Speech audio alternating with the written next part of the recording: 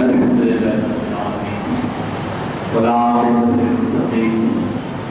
والصلاة والسلام على سيد الأنبياء والمرسلين وعلى آله وأصحابه أجمعين أما بعد أعوذ بالله من الشيطان الرجيم بسم الله الرحمن الرحيم ومن يعظم شعائر الله إنها من تقوى القلوب وقال تعالى في شأن حبيبه إن الله وملائكته يصلون على النبي يا أيها الذين آمنوا صلوا عليه وسلموا تسليما اللهم صل على سيدنا محمد وعلى آله وأصحابه عدد ما في علم الله صلاة دائمة بدرجات الله. بزرگان محترم، برادران اسلام، اللہ رب العزت نے ماہ ربیع الاول کو حضور کی آمد سے مشرف فرمایا اور پچھلے دنوں الحمدللہ سارے عالم اسلام میں حضور اکرم صلی اللہ علیہ وسلم کی میلاد شریف آپ کی دنیا میں تشریف آوری پر مختلف انداز سے لوگوں نے جشن میلاد النبی صلی اللہ علیہ وسلم کا انعقاد عمل ملایا. اب جبکہ میلاد النبی کا جشن سال بھر چلتا ہے الگ الگ طور سے الگ الگ طریقوں سے، لیکن وہ جو ربیع الاول میں ایک خاص انداز سے بہار ہوتی ہے اس کا مشاہدہ گزشتہ دنوں سب لوگوں نے کیا. اور اگر کوئی سرکار دو عالم صلی اللہ علیہ وسلم کا قرب مانے، حضور اکرم صلی اللہ علیہ وسلم کی محبت سے اپنے دل کو اور حضور پاک علیہ السلام کی اتباع اور آپ کی پیروی کے جذبات سے اپنے آپ کو اگر مشرف کرتا ہے تو بلا شبہ یہ ہماری زندگیوں میں انقلاب کا ایک سبب بنے گا. سرکار دو عالم صلی اللہ علیہ وسلم کی محفلوں کے انعقاد کا مقصد اور منشا یہی ہوتا ہے کہ ہم اپنے حضور سے قریب تر ہوں، حضور کی محبت ہمارے دل میں ہو، حضور پاک علیہ السلام کی سیرت پاک سے ہم واقف ہوں، حضور نے امت کو کتنا یاد کیا، امت کی کتنی فکر فرمائی اور امت کے لیے کیسی کیسی دعائیں فرمائی، امت کے لیے کس حد تک اللہ کی بارگاہ میں سرکار نے دعائیں کر کے امت کے بگڑے مقدر کو سنوارا. سرکار دو عالم صلی اللہ علیہ وسلم سے اپنے تعلق غلامی کو مضبوط کرنا ہی اس مہینے میں ہونے والے مختلف جشن میلاد مصطفیٰ صلی اللہ علیہ وسلم کے انعقاد کا مقصد ہے. اگر یہ مقصد ہمارا حاصل ہو رہا ہے، ہم حضور کی سیرت سے قریب ہو رہے ہیں، حضور کی محبت ہمارے دلوں میں پیدا ہو رہی ہے، حضور پاک علیہ السلام کی اتباع، حضور کی پیروی، حضور کو فالو کرنے کا جذبہ، حضور کو جو کام پسند ہے ان کاموں کے کر کے اللہ اور اللہ کے رسول کو خوش کرنے کا اگر جذبہ ہمارے دل میں پیدا ہو رہا ہے تو یقیناً ہم سب قابل مبارکباد. لیکن اگر کہیں کوئی گوشے سے کچھ لوگوں کی طرف سے ناسمجھی اور نادانی کا مظاہرہ ہو رہا ہے تو یقیناً اس کی اصلاح کی ضروری ہے. جیسے کہ اکثر یہ عاجز کہتا رہتا ہے کہ میلاد النبی کے جشن کو جو کہ صدیوں سے منایا جا رہا ہے، کچھ ناسمجھی اور نادانی کے ذہن رکھنے والے ہمارے بعض بھائی اس کو بگاڑنے کی کوشش کر رہے ہیں ان کی اپنی نادانیوں کی وجہ سے. آپ کہیں کہ اس کو بگاڑا کیسے جا سکتا ہے؟ تو اس میں ایسے کام کیے جائیں جو اللہ اور اس کے رسول کی پسندیدگی کے خلاف ہو. کوئی اگر بے ادبی کا مظاہرہ کر رہا ہے، اللہ کے حبیب کا نام نہایت ہی گھٹیا انداز سے لے رہا ہے، کوئی ایک دوسرے پر رنگ پھینک رہا ہے اور کوئی ایک دوسرے پر پانی پھینک رہا ہے، کوئی ایک دوسرے پر خوشبودار پاؤڈر پھینک رہا ہے، ناچ رہا ہے اور سمجھ رہا ہے کہ میں میلاد منا رہا ہوں، تو اس کی یہ حرکتیں اللہ اور اس کے رسول کے نزدیک اس کو بڑا نہیں بنا رہے، بلکہ ایسی باتوں سے احتیاط کی ضرورت ہے۔ کہیں کوئی بڑے بڑے ماڈلز بنائے جا کر اس کی ایسی شہرت کہ اس کو دیکھنے کے لیے خواتین پردے سے بے پرواہ ہو کر آ رہی ہیں، اور ان خواتین کی بے پردگی سے نوجوانوں کے ذہن خراب ہو رہے ہیں، یا خاص طور سے نوجوان کو دیکھنے کے لیے، یہ ساری باتیں ایسی ہیں جو میلاد کے موقع پر ایک گوشے کی طرف سے ہو رہی ہے۔ لیکن ان چند باتوں کو لے کر اگر دنیا والے میلاد منانے کو ہی غلط ٹھہراویں اور کہیں کہ میلاد منانا ہی غلط ہے، تو یہ بات سمجھنے کی ہے کہ کچھ لوگوں کی ناسمجھی کی وجہ سے جو اصل میلاد ہے اس سے رکنا یہ ناسمجھی، وہ ناسمجھی کر رہے ہیں، ہم بھی اگر ناسمجھی کریں تو پھر فرق کیا رہے گا؟ میں آپ کو بتاتا ہوں، سرکار عالم صلی اللہ علیہ وسلم کے میلاد کا جو جشن صدیوں سے منایا جاتا ہے وہ ایسی تمام تر بے تکی چیزوں سے پاک، اور اس میں سب سے اہم چیز کیا ہے؟ وہ ہے احترام، عظمت، تعظیم، تقدس۔ یہ اگر نہ ہو تو دیکھیے، اگر کوئی اپنے استاد کا رد کرتا ہے، استاد کو مانتا ہے، تو استاد کو ماننے پر سب سے بڑی چیز اس کے لیے یہ ہوگی کہ بھئی آپ استاد کو مان رہے ہو تو استاد کا ادب کیجیے۔ یہ ایک عام معمولی قسم کے دنیا کے چھوٹے موٹے استاد کی بات ہوتی ہے، کوئی آپ کو میتھس پڑھایا ہے، کوئی انگلش پڑھایا ہے، کوئی عربی پڑھایا ہے، کوئی دوسری زبان پڑھایا ہے، کوئی دوسرا سبجیکٹ پڑھایا ہے، آپ اس استاد کا ادب کرتے ہیں۔ یہ چھوٹے سے استاد کی بات ہے، تو محبت کا تقاضا یہ ہے کہ ادب ہو، ماں سے محبت کا تقاضا یہ ہے کہ ادب ہو، باپ سے محبت کا تقاضا یہ ہے کہ ادب ہو، استاد سے محبت کا تقاضا ہے۔ اس سے محبت اگر آپ کو ہے، آپ بول رہے ہیں ظاہر میں محبت کرتا ہوں لیکن آپ جاتے جاتے والے کو پیر لگتا ہے تو آپ کو فکر نہیں ہے، ماں کی بے عزتی ہو رہی ہے آپ کو فکر نہیں ہے، استاد کے ساتھ بے عزتی ہو رہی ہے آپ کو فکر نہیں ہے۔ تو ایسی محبت صرف زبانی محبت ہوتی ہے۔ سچی محبت وہ کہ جو استاد سے آپ سامنے بھی اس سے محبت کا اظہار کریں اور اس کی غیر موجودگی میں بھی آپ ادب و احترام سے اس کا نام لیں، اس کے متعلق آپ کے جذبات، ادب آپ کے دل جذبات ادب سے بھرا ہوا ہے۔ یہ ادب ہے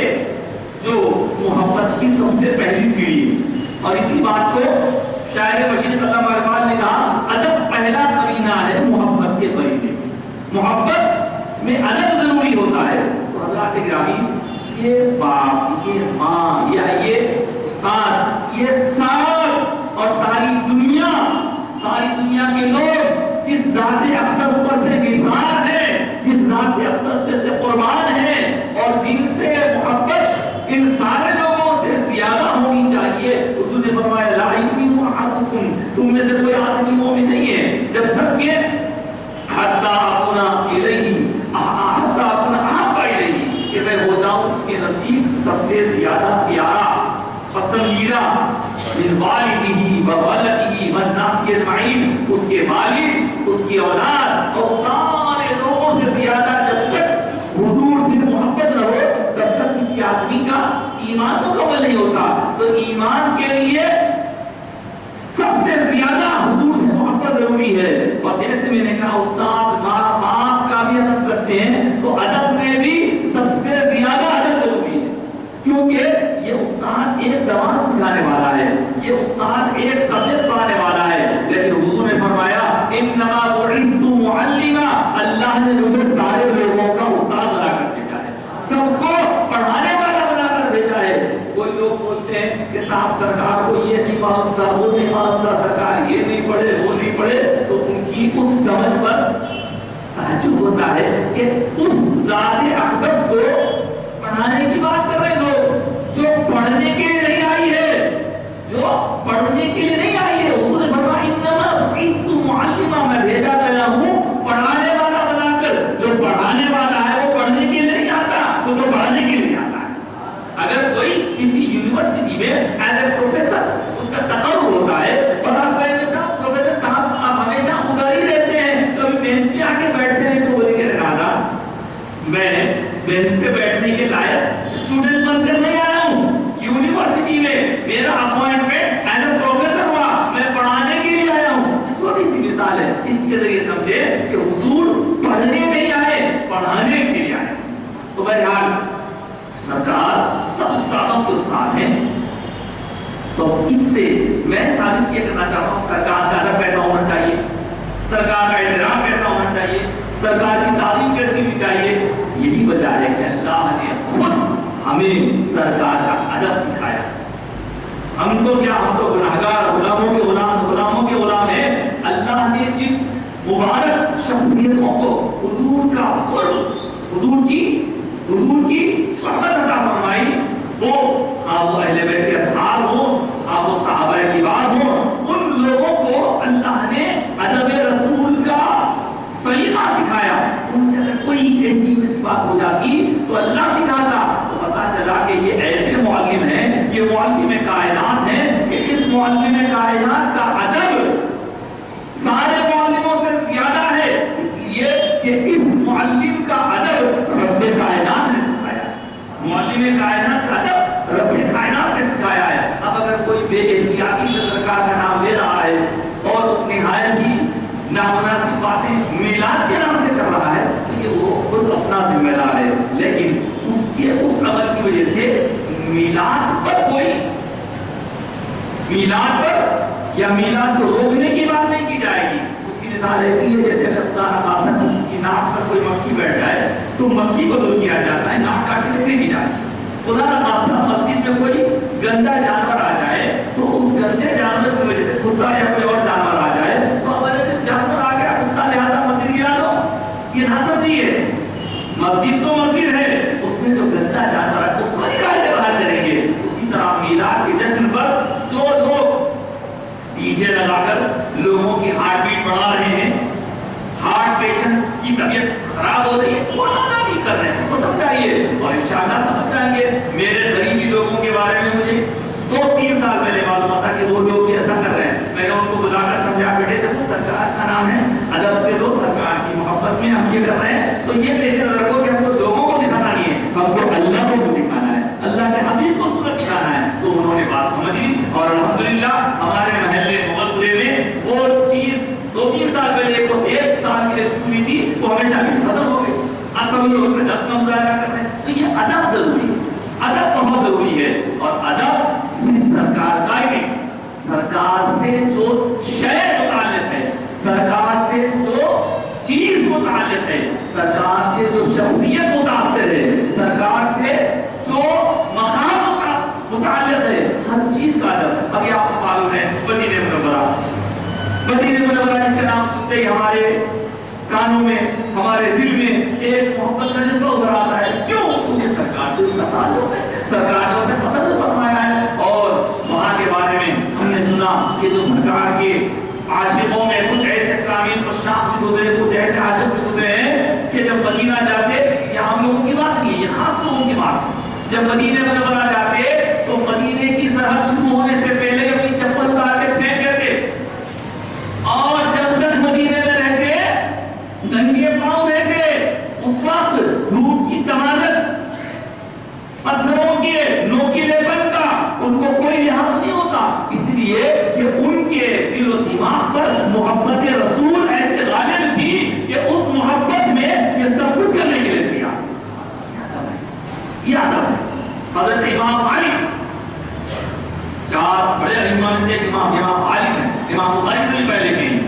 سردینوں میں جن میں آپ کی ولادت ہوئی, ان کے بارے میں کیسے ہم کو باتیں ہوتی ہیں کہ آپ ان دنوں مدینہ منورہ میں تھے تو سواری کا سفر نہیں کرتے, راستے میں چلتے تو کونے سے چلتے. لوگوں نے پوچھا کہ احتیاط کا سبب کیا ہے, تو فرمانے لگے کہ میں راستوں میں پیچھے سے نہیں چلتا, کونے سے اس لیے چلتا ہوں, اس بات سے ڈرتا ہوں کہ کہیں میرا پاؤں اس جگہ نہ پڑ جائے جہاں پہ رسول پاک کے قدم پڑے. یہ ادب ہماری پہچان, یہ ادب ہے. اگر ہمارے اندر سے ادب چلا جائے تو یقین مانیے کہ کوئی چیز ہمارے پاس نہیں. اور بے ادبی کی سزا بھی ملے. آپ سوچ رہے ہوں گے کہ بس آپ میلاد کو مانتے بھی ہیں, میلاد منانے کی بات بھی کرتے ہیں, بھی تنقید بھی کرتے ہیں, تو دیکھیے جو چیز غلط ہے اس کے بارے میں بولنا تو ہمارا کام ہے.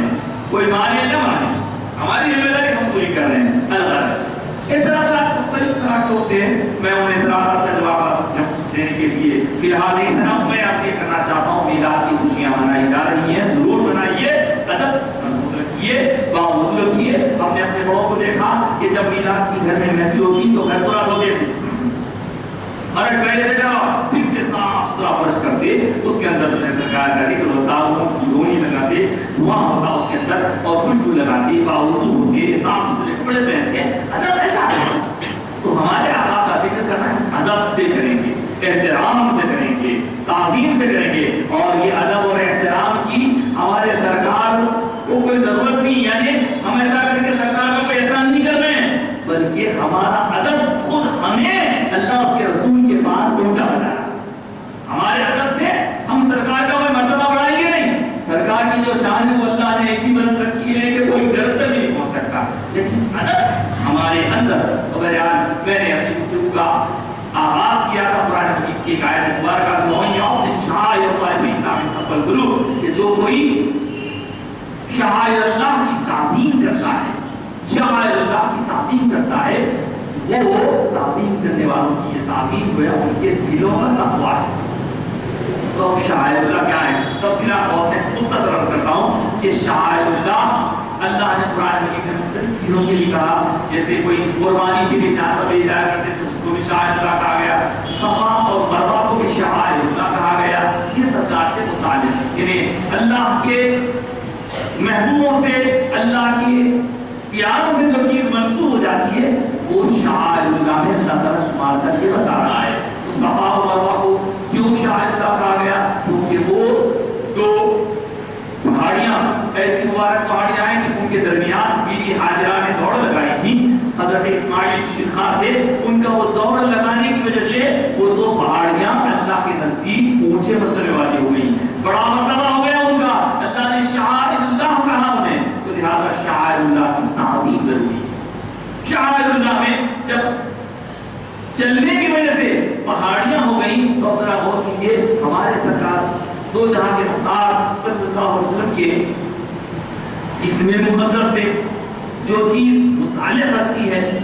نسبت رکھتی ہے, تعلق رکھتی ہے, کیا وہ شاعر اللہ نہیں؟ اب آپ نے دیکھا کہ ربیع الاول کے موقع پر مختلف مقامات پہ جب جشن ہوتے ہیں, سرکار کے معجزات کا حالات بیان کیے جاتے ہیں جو بزرگوں کے طریقے کے مطابق, وہاں بعض مقامات پر حضور کے آثار شریف کی زیارت ہوتی ہے. ہمارے یہاں مکہ مسجد میں باقاعدہ اس کا رسم ہوتا ہے, پیچھے جو ہے سرکار کے جس میں باپ کے والد شریف رکھے ہوئے ہیں اور جو شریف بھی موجود ہے. تو یہ سب چیزوں کی کوئی اہمیت ہے اسلام میں,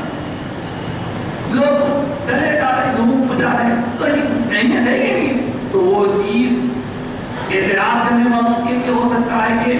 اعتراض کا سبب بن جائے, لیکن میں آپ کو قرآن کی اس آیت کے ذریعے اور دیگر آیات کے ذریعے احادیث کی مختلف روایات کے ذریعے بتانا چاہوں گا کہ جن کو نہیں معلوم ہے کم سے کم وہ خاموش ہو جائے,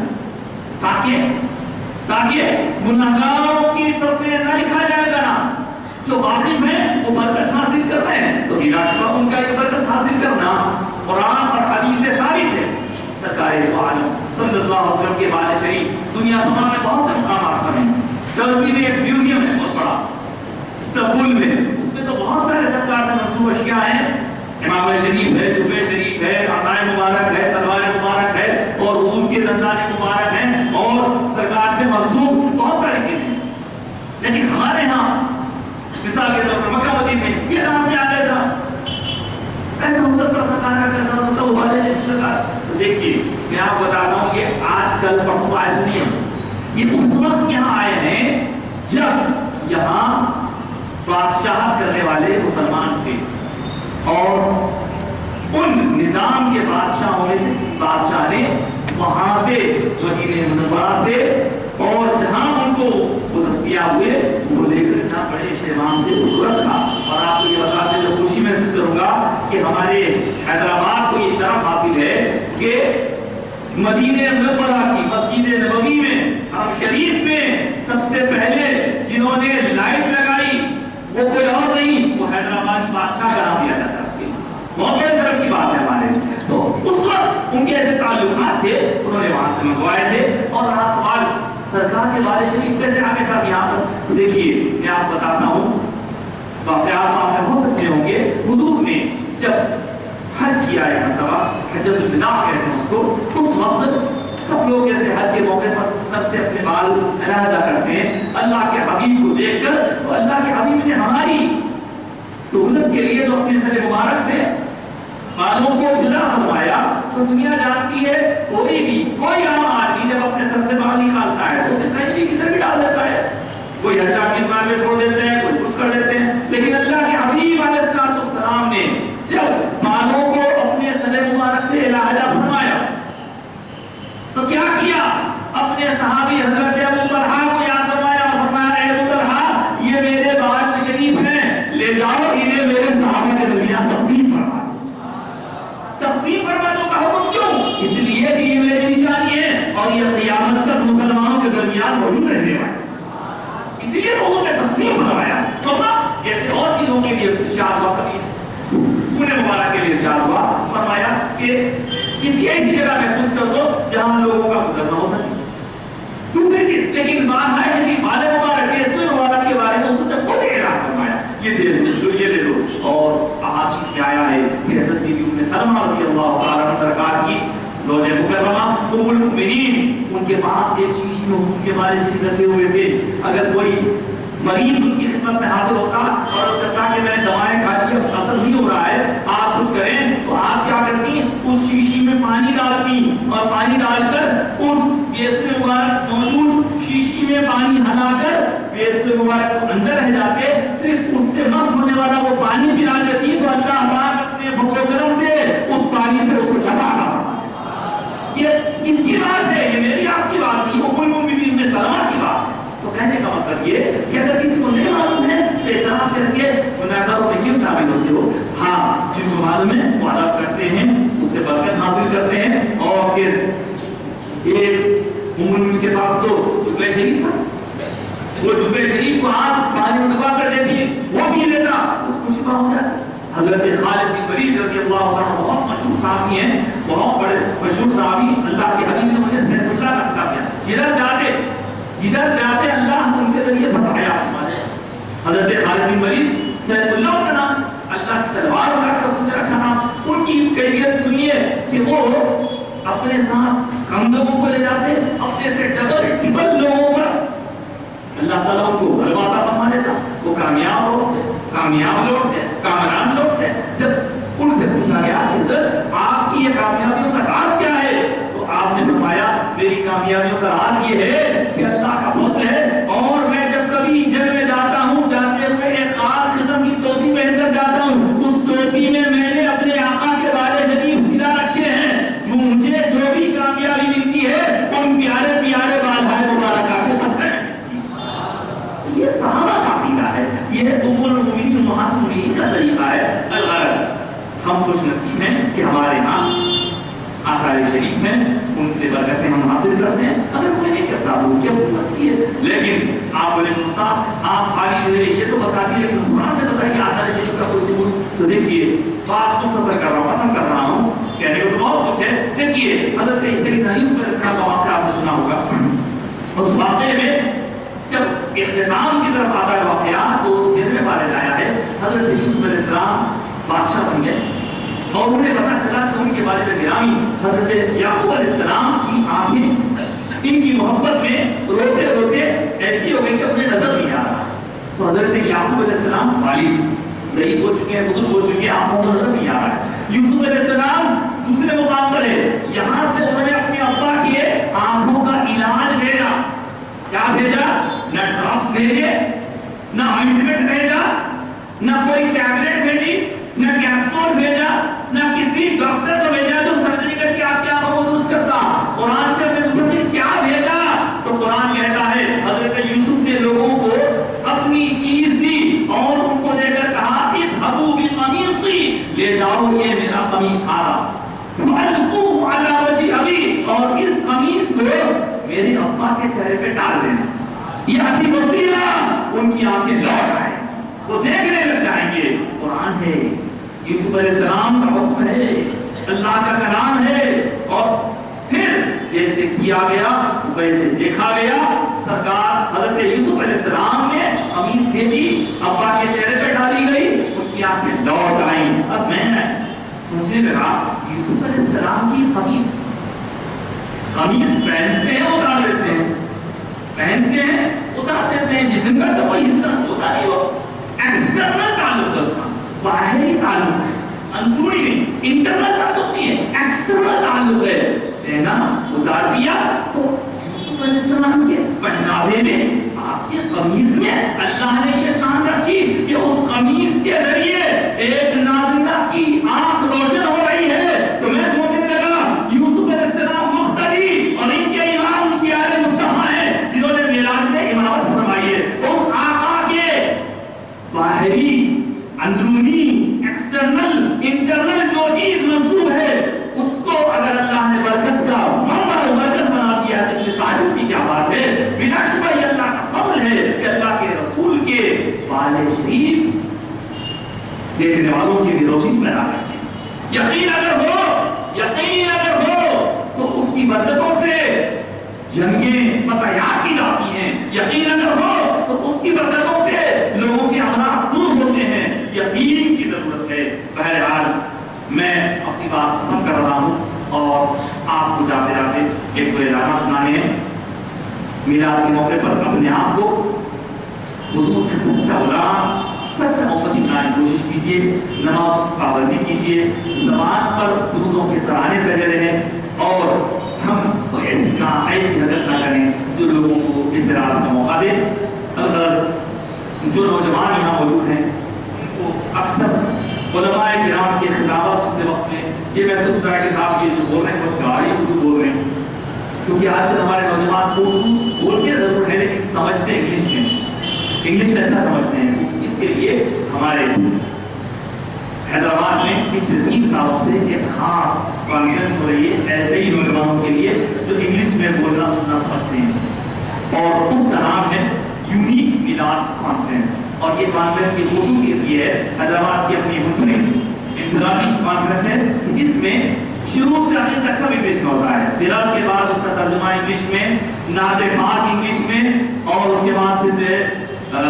تقاریر انگلش میں، سلام انگلش میں ہوتا ہے۔ آپ بولیں گے صاحب یہ انگلش زبان میں آپ کھڑا پڑھ کے کون سا کام کر رہے ہیں؟ تو میں آپ سے کہوں اسلامی زبان ہی ہے، تو آپ کی خدمت میں عرض کروں اردو بھی اسلامی زبان نہیں ہے، ہندی بھی اسلامی زبان نہیں ہے، اسلامی زبان خالی عربی ہے۔ تو جیسے اردو اسلامی زبان نہیں ہے لیکن ضرورت کے تقاضے کے طور پر اردو میں اسلامی لٹریچر منتقل کیا گیا، اسی طرح آج ضرورت ہے ہمارے نوجوانوں کو صحیح تعلیمات پہنچانے کی۔ اسی لیے ہمارے شہر کی نہایت بزرگ شخصیت حضرت علامہ قاضی سید شاہ عالم یوسف عبداللہ مدد العالی کے سرپرستی میں یہ کانفرنس منعقد ہوتی ہے، حضرت کا بھی میں خطاب ہوتا ہے۔ میں آپ تمام سے خاص طور سے نوجوانوں سے گزارش کرتا ہوں کہ اس کانفرنس میں شرکت فرمائیں۔ یہ کانفرنس کل انشاءاللہ ہفتے کے روز ناپلی پبلک گارڈن کے بالکل اپوزٹ مدینہ ایجوکیشن سینٹر ہے جو حج ہاؤس کے بازو لگتا ہے، وہاں انشاءاللہ مغرب کی نماز کے فوری بعد شروع ہوگی اور تقریباً 9 بجے تک اس میں انگلش زبان کے ذریعے آپ تک سرکار کی محبت کا پیغام، سرکار کی سیرت اور سرکار کی عظمت و عزت کے مختلف پہلوؤں پر روشنی ڈالی جائے گی۔ آپ ضرور تشریف لائیں، اور وہاں پر خواتین کے بھی انتظام ہے، چاہے تو آپ اپنے اہل خانہ کے ساتھ تشریف لا سکتے ہیں۔ اس کے علاوہ اچھا یہ کتابیں آتی ہیں ماشاءاللہ، ان کتابوں کا آج آنا بھی اتفاق ہے۔ دیکھیے میرے پاس 2 کتابیں آئی ہیں آج، اور ابھی بھی میں نے آپ کے سامنے عرض کیا کہ حضور کی نسبت سے بہت ساری چیزیں